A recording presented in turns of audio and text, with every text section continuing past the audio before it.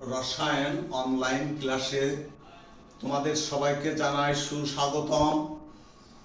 আজ গত ক্লাসে আমরা কোয়ান্টাম সংখ্যা এবং তার দুটি প্রধান কোয়ান্টাম সংখ্যা এবং সহকারী কোয়ান্টাম সংখ্যা সম্পর্কে তোমাদেরকে বলেছিলাম। আজ আমি তোমাদেরকে ম্যাগনেটিক কোয়ান্টাম সংখ্যা সম্পর্কে বলবো। ম্যাগনেটিক কোয়ান্টাম সংখ্যা হচ্ছে পরমাণুর কেন্দ্রে ধনাত্মক চার্জ থাকে এবং কক্ষপথে ঋণাত্মক চার্জযুক্ত ইলেকট্রন থাকার কারণে পরমাণুর ভিতরে একটি বিদ্যুৎ ক্ষেত্র এবং এর প্রভাবে চুম্বক ক্ষেত্রের সৃষ্টি হয়। এই চুম্বক ক্ষেত্রের প্রভাবে ইলেকট্রনের বিভিন্ন অরবিটালের ত্রিমাত্রিক দিক স্থিতি ওরিয়েন্টেশন ঘটে। বিজ্ঞানী জিম্যান চুম্বকীয় কোয়ান্টাম সংখ্যার ধারণা দেন।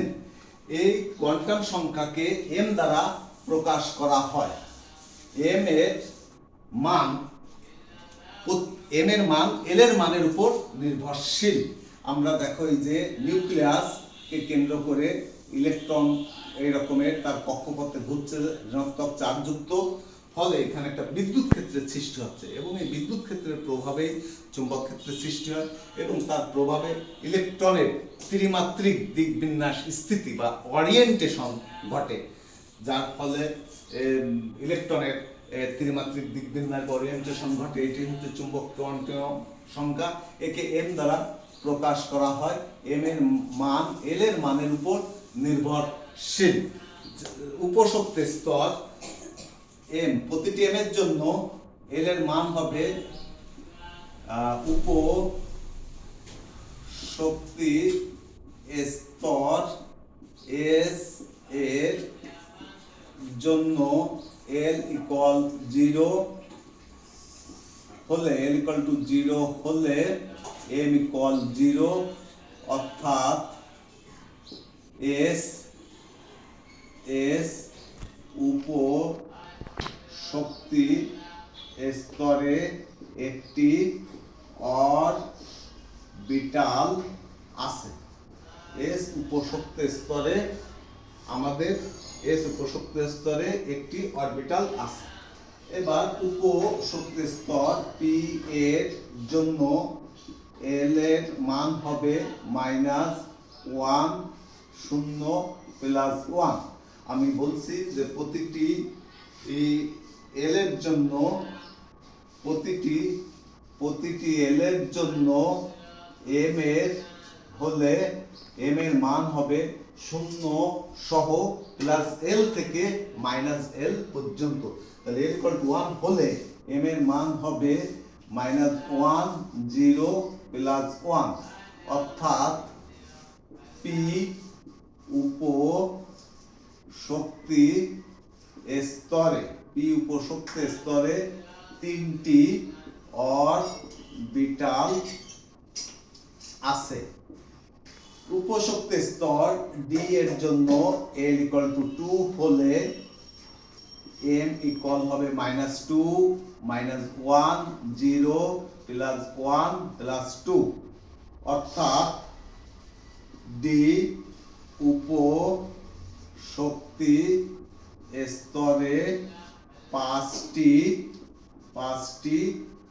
অরবিটাল আছে এবং এফ উপশক্তি স্তরের জন্য L = 3 হলে M ইকুয়াল হবে -3 -2 -1 0 +1 +2 +3, অর্থাৎ এফ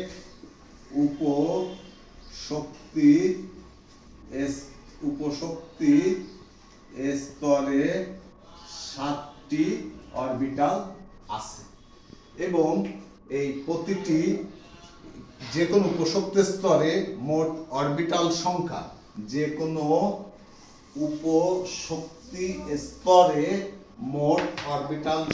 হবে 2l + 1t। যে কোনো উপশক্তি স্তরে অরবিটাল সংখ্যা যে কোনো উপশক্তি স্তরে সর্বোচ্চ ইলেকট্রন ধারণ ক্ষমতা যে কোনো উপশক্তি স্তরে উপশক্তি স্তরে সর্বোচ্চ ইলেকট্রন ধারণ ক্ষমতা 2 × 2n+1। এই গতদিন আমি ক্লাসে বলেছিলাম তোমাদেরকে। এবার আমরা ঘূর্ণন বা স্পিন কোয়ান্টাম সম্পর্কে তোমাদেরকে বলবো। ঘূর্ণন বা স্পিন কোয়ান্টাম সংখ্যা 4। ঘূর্ণন বা স্পিন কোয়ান্টাম সংখ্যা। ইলেকট্রন তার নিউক্লিয়াসকে কেন্দ্র করে কক্ষপথে ঘোরে এবং নিজ কক্ষপথেও সে আবর্তন করে। এই ইলেকট্রন যে কক্ষপথে ঘোরে, ইলেকট্রন ঘড়ির কাঁটার দিকে s = +12 এবং s = -12, অর্থাৎ ইলেকট্রন একটা ঘড়ির কাঁটার দিকে ঘুরলে অপরটি তার বিপরীত দিকে ঘুরবে। এবং এই স্পিন কোয়ান্টাম সংখ্যাকে আমরা s বা ms দ্বারা প্রকাশ করতে পারি। প্রতিটি ইলেকট্রনের সর্বদা নিজ অক্ষের চারিদিকে ঘূর্ণন বা স্পিন গতি থাকে। অক্ষ বরাবর ঘুরতে থাকলে প্রতিটি ইলেকট্রনের নিজ অক্ষপথে আবর্তন করে থাকে। ঘূর্ণন বা স্পিন গতির কারণে ইলেকট্রনের স্পিন বর্ণনার জন্য যে কোয়ান্টাম সংখ্যা ব্যবহৃত হয় একে স্পিন কোয়ান্টাম সংখ্যা বলে। আমরা স্পিন কোয়ান্টাম সংখ্যা দেখলাম। এবার এই কোয়ান্টাম সংখ্যার তাৎপর্য সম্পর্কে তোমাদেরকে বলবো। কোয়ান্টাম সংখ্যার তাৎপর্য। প্রধান কোয়ান্টাম সংখ্যা দ্বারা আমরা কি বোঝা গেল? কোয়ান্টাম সংখ্যার তাৎপর্য। প্রধান কোয়ান্টাম সংখ্যার সাহায্যে আমরা প্রধান শক্তি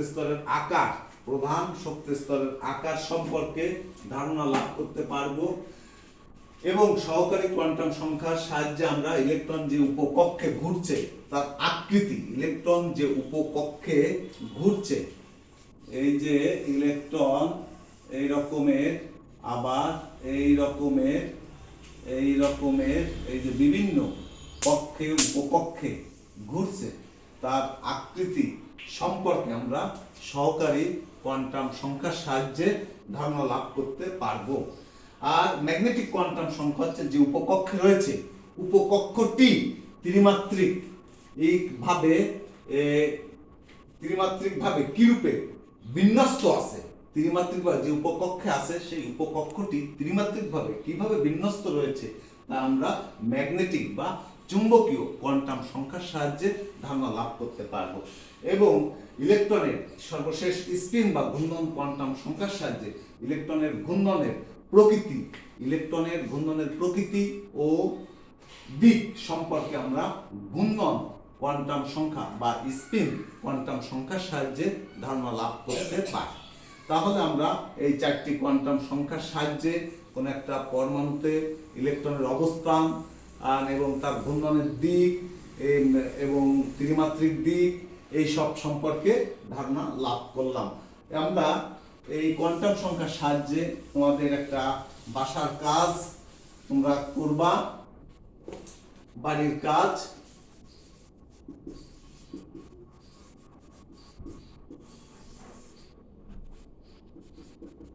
LOM এর মান হিসেব করে দেখাও যে পরমাণুর তৃতীয় শক্তি স্তরে মোট কতটি ইলেকট্রন থাকতে পারে। একটা আরেকটি বাড়ির কাজ করবা। আয়রন 26 এর 25তম ইলেকট্রনটির জন্য 4টি কোয়ান্টাম সংখ্যার মান লিখো। তাহলে আয়রন 26-এর 25তম ইলেকট্রনটির জন্য 4টি কোয়ান্টাম সংখ্যার মান লিখো। এই দুটোই বাড়ির কাজ করে তোমরা আগামী ক্লাসে আমাকে দেখাবে। তাহলে সবাইকে ধন্যবাদ, আগামী ক্লাসে আবার দেখা হবে।